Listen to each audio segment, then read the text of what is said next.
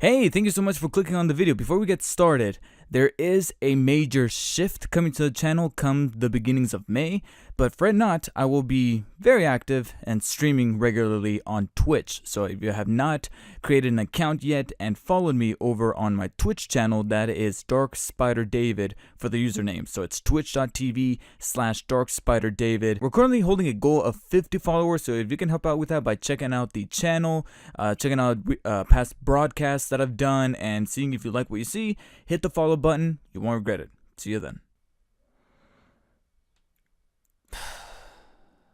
That should be my review.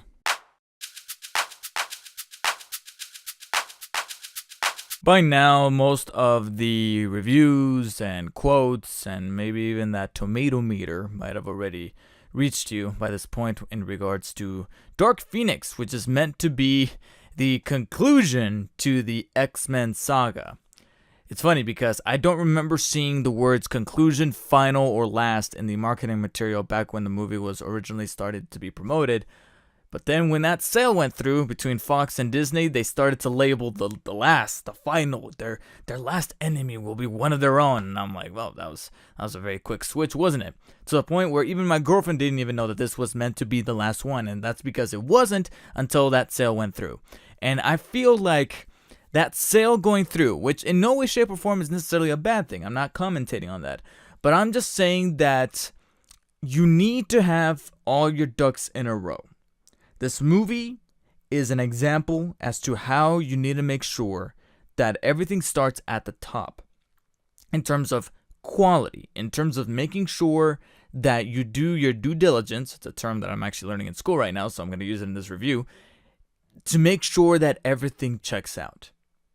Because if it wasn't for the controversy behind the scenes with Bryan Singer and the selling the rights back to Disney, or Fox being sold completely back to Disney, and just everything kind of in between, then it wouldn't have been as transparent and rather obvious about how practically nobody wanted to make this movie. Some folks would argue that the first red flag would practically be the plot of Dark Phoenix, which is meant to continue the brand new storyline, or the prequel storyline, I don't know what you want to call it, but basically the James McAvoy, Jennifer Lawrence, Michael Fassbender alternate timeline of the X-Men universe, in which we are now in 1992. Yes, believe it or not, this movie takes place 30 years after First Class, and yet our characters still look like this. Okay, mutant genes. But this kind of re-encapsulates what a lot of people consider to be one of the greatest story arcs, not only within X-Men, but practically Marvel Comics, and that is the storyline of the Dark Phoenix saga, which tells the story of how Jean Grey is actually much more powerful than she or many other of her fellow mutants believe for her to be, so that one fateful incident unlocks her full potential. A lot of people don't know if she's actually going to be able to control this power to the point where she herself will be a threat to not only all of mutant kind, but all of humanity as a whole. If the storyline sounds kind of familiar, that's because they have done it before. If you guys remember, one of the most, ripped apart X-Men movies from various fans and critics alike was X-Men The Last Stand, which did take a jab at the Dark Phoenix storyline a little bit, with Famke Janssen playing the role at that point. And now we're doing it again, only this time with the brand new characters, the brand new version of the characters and the new cast. And it still doesn't work. And I think the fundamental error as to why it doesn't work is because the stakes are rather high when you're dealing with the Dark Phoenix storyline.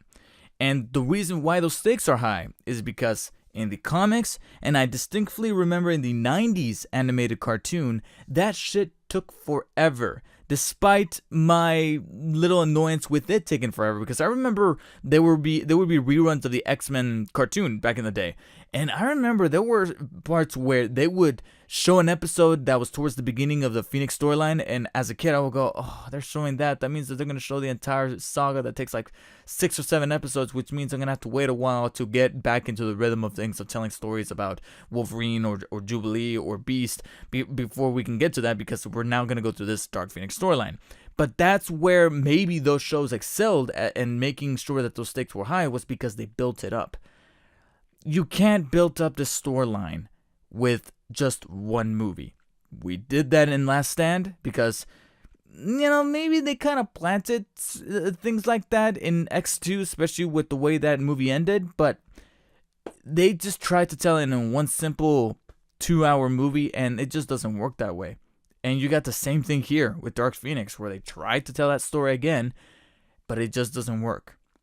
Because not only do you build up the stakes very wrong with her being this most powerful entity in possibly the universe, at least in this version of the universe, but then you got your central character that as the center focus of it all, which is Jean Grey. And in order to make us feel for her safety, to feel those stakes, we need to feel for her safety. We need to feel that danger. And the only way we can feel that danger is if we can believe that that main character is in danger, and that our fellow mutant characters that we have grown to love in at least the first couple of movies, McAvoy's version of Xavier, Fassbender's, I was about to say Magenta, Magneto. I've been working with printers a lot. And then, to an extent, Jennifer Lawrence Mystique. There's not 1 ounce of chemistry in this movie amongst any of them.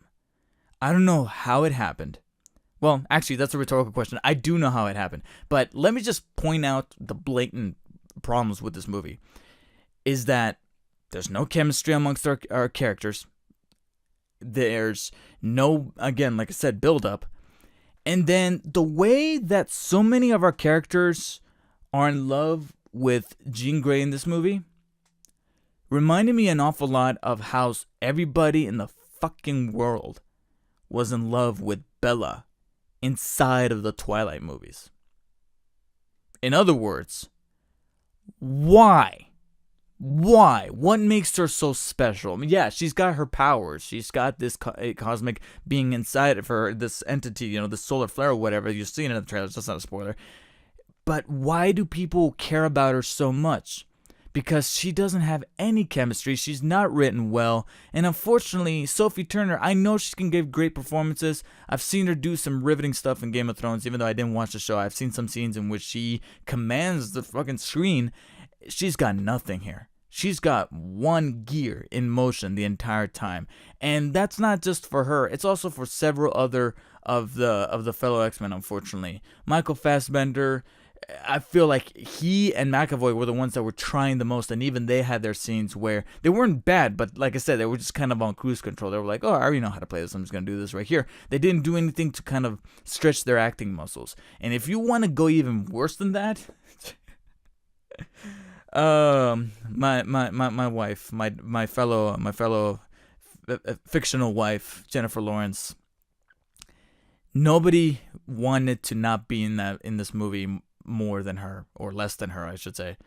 And it's very blatant to the point where you're like, well, as you watch the movie, you're going to find out exactly what made her come back. Because if you guys remember during the news building up to this movie, there were some hard negotiations to get these actors to come back for this new one.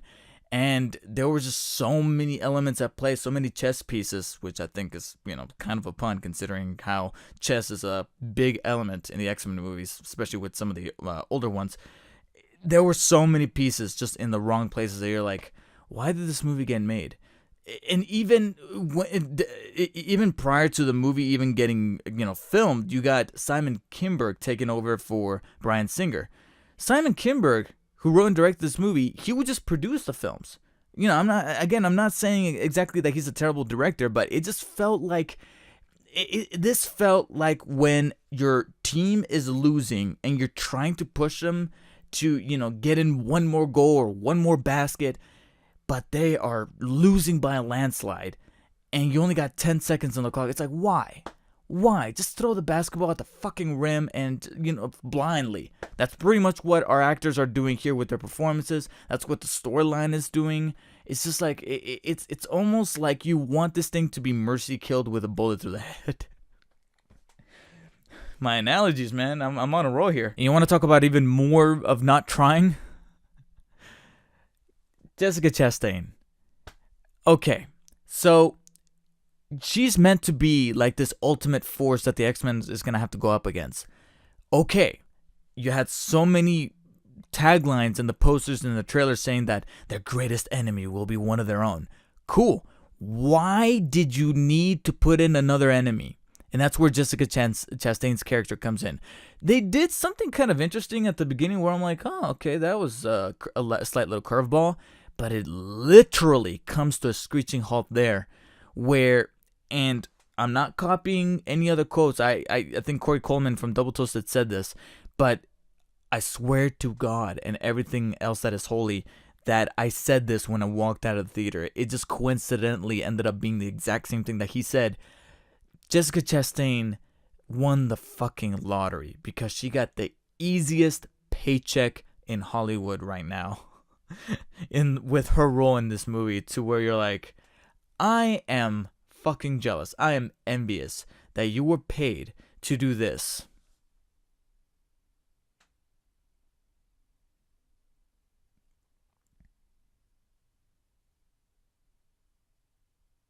And the background behind this enemy type is just like, why? And I have a theory. That maybe that particular enemy type would have been a different type if another particular Marvel movie didn't already take that property back earlier this year. You might be able to connect the dots here, but I think if it wasn't for that, they would have been in this movie. But things had to go the way they did. You also got the rest of the X-Men that are practically reduced to cameos, especially Quicksilver. Oh my God, they did Quicksilver dirty in this one. If you were looking forward to some more Quicksilver, you're going to be utterly disappointed. And, Storm's is kind of like using her powers, but she's got nothing else to work with. They do something kind of interesting with Nightcrawler in terms of what he's finally able to do by the end. But then you got Cyclops, who's resorted to the Gene Machine. Yeah, that's actually a pretty good way to call it, the Gene Machine. Because literally every scene that he's in, he's yelling, Jane! He's like the Heavy Rain, Sean! Now, the funny thing is that the way that I'm rambling about this movie right now makes it sound like I hate it. I hated Fan4stick. I could not get the id out of me to be like, this movie's okay. No, I fucking hated that movie. As much as I'm rambling about this movie for the sake of this review to hopefully provide some entertainment value, I didn't hate it. I can truthfully say that it's not the worst X-Men movie. I'll probably even put it above Origins Wolverine and Apocalypse, but that's where it stays. And in its placement, I can concur that I'm easily going to be able to forget about this movie in a few days. So even though I didn't hate it, it's ultimately completely forgettable. And initially I would have been like, okay, that's cool, but knowing that the rights were sold and at the last minute they labeled it as the final X-Men movie of this saga, with these characters and this whole kind of timeline, it really does invoke a little bit of sadness, knowing that this felt like when again, you got that team that the first quarter they do really good. The second quarter they do even better. The third quarter they're starting to dwindle a little bit, and they do a couple of moves or a couple of plays that you go look at and go like, why did you decide to do that? What was going on in your brain? And then by the fourth quarter, not only do they lose, but they're kind of trouncing around. They kind of look like horses in the mid-time summer where they're all sweaty and gassed up and just kind of like that. The first quarter is First Class. Second quarter was Days of Future Past. The third quarter was Apocalypse, and now wrapping it up with that ending quarter where they lost and they're all looking like they're just tired, beyond their life, is Dark Phoenix. And it's a very sad thought to know that's how it's going out. So I'm going to be giving Dark Phoenix a very, very low 6 out of 10. It's borderline 5, but I feel like maybe that's what I gave Fan4stick, and that's where a little bit of that,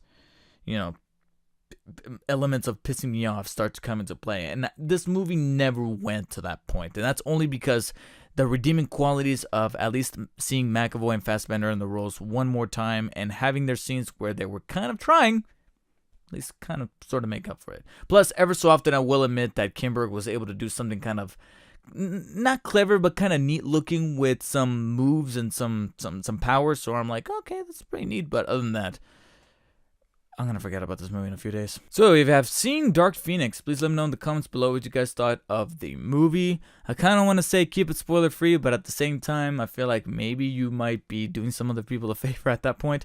I don't know. I have no jurisdiction over that one. I feel practically, but I do feel like going back to my initial point about how the Dark Phoenix storyline was told in a series of comics or episodes for the cartoon show, maybe now with their potential resurgence in the MCU through the multiverse that Far From Home is starting to kind of hint at.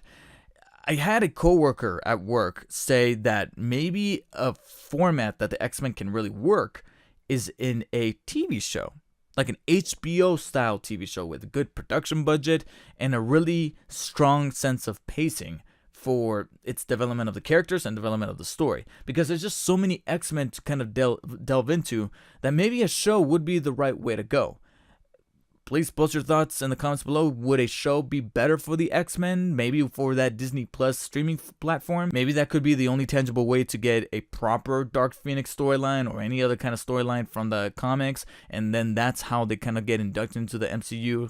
And maybe they can bounce back and forth between being the central characters of their own show and maybe being some supporting characters in the movies, because some people would argue that maybe the X-Men fit better as supporting characters or like guest one-offs, like Wolverine pops in ever so often, or Cyclops and Jean pop in ever so often to kind of help out the main heroes. I don't know. That's just food for thought. Let me know in the comments. Make sure you like and share this video, and make sure to follow me on Twitch, Instagram, and Twitter. Links are in the description, and I'll see you guys all in the next video. Take care.